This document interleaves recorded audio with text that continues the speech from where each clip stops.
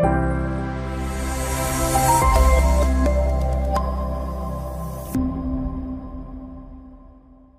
pagbabago ni Rico.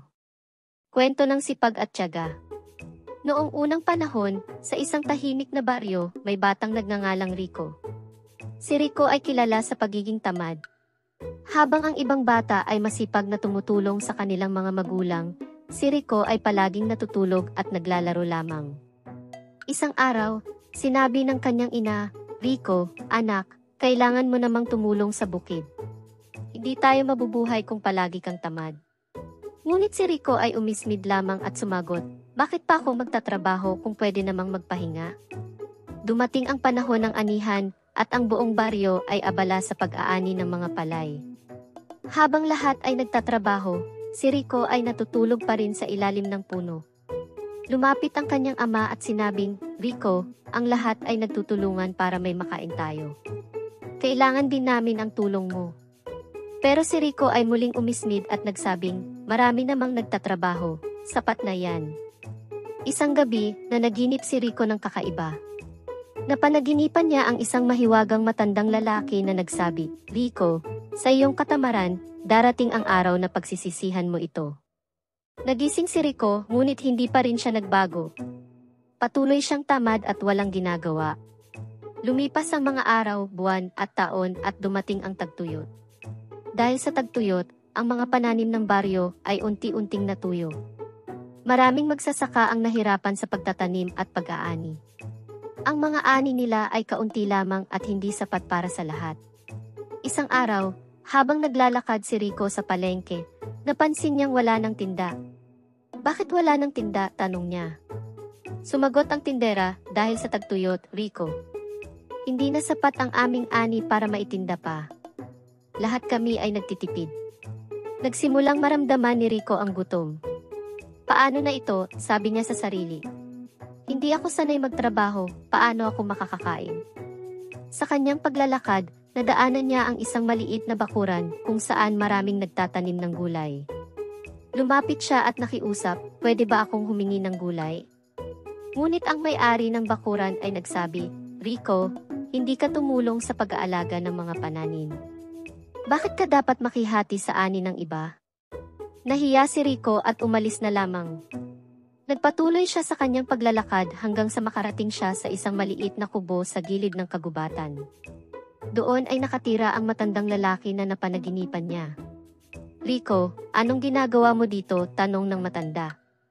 "Hinahanap ko ang makakain," sagot ni Rico. "Lahat ng ani sa baryo ay kaunti na lamang."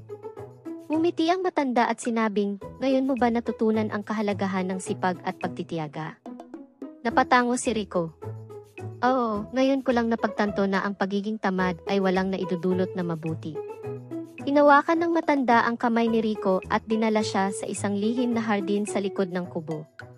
"Dito ay maraming pananim pero kailangan mong magtrabaho para makuha mo ang mga ito." Nagsimula si Rico na magtrabaho sa hardin. Sa una, nahirapan siya dahil hindi siya sanay sa pagtatrabaho. Ngunit habang tumatagal, natutunan niya ang tamang paraan ng pagtatanim at pag-aalaga ng mga gulay. Araw-araw, masipag na nagtrabaho si Rico. Unti-unti niyang naramdaman ang kasiyahan sa bawat ani na kanyang nakukuha. Naging malusog at masigla siya dahil sa sipag at tiyaga. Dumating ang araw na bumalik si Rico sa kanilang baryo, dala ang mga ani mula sa lihim na hardin.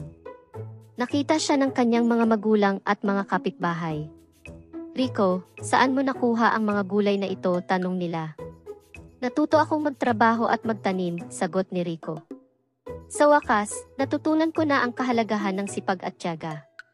Naging inspirasyon si Rico sa buong baryo. Tinuruan niya ang mga bata at matatanda kung paano magtanim at mag-alaga ng pananim.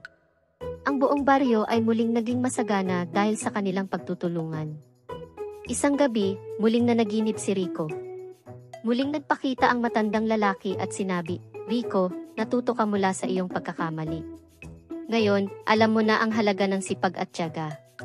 Nagising si Rico na may ngiti sa kanyang mukha. Alam niyang nagbago na siya at natutunan ang aral na magagamit niya habang buhay. Mula noon, si Rico ay naging pinuno sa kanilang baryo. Ang lahat ay humanga sa kanyang pagbabago at kasipagan. Ang kanilang baryo ay naging modelo ng kasipagan at pagkakaisa sa buong lugar. Sa bawat anihan, palaging naroon si Rico na nagtuturo sa mga bata ng kahalagahan ng pagtitiyaga at pagsusumikap. Huwag kayong magiging tamad, palaging paalala niya. Ang sipag at tiyaga ay magdadala sa atin ng tagumpay. At sa bawat pagdaan ng araw, sa bawat pagtatanim at pag-aani, si Rico ay naging simbolo ng pagbabago at pag-asa. Ang kanyang kwento ay patuloy na isinasaisip ng mga tao bilang inspirasyon at aral sa kanilang buhay. Naging masaya at masagana ang buhay ni Rico. Hindi na siya tamad, bagkus ay masipag at puno ng pag-asa. Ang kanyang kwento ay naging bahagi ng alamat ng kanilang baryo, na nagpapakita na sa sipag at tiyaga, anumang pagsubok ay kayang malampasan.